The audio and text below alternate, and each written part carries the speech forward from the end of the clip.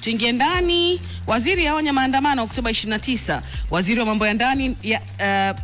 mambo ya ndani ya nchi Innocent Bashungwa amesema watakaothubutu kuandamana Oktoba 29 watakutana na visiki.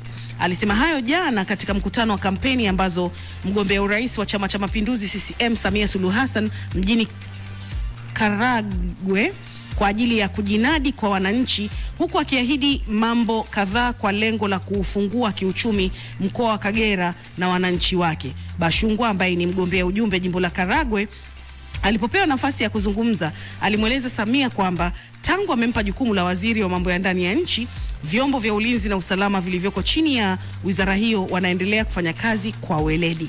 Ipo ndefu, ameongelea kuhusu ahadi za Samia. Hapa kuna ahadi Muleba, kuna Samia anakubalika, kuna viwanda vya alizeti, kuna ahadi Sau na kadhalika, ambao unaweza kujipatia gazeti la Nipashe uweze kusoma.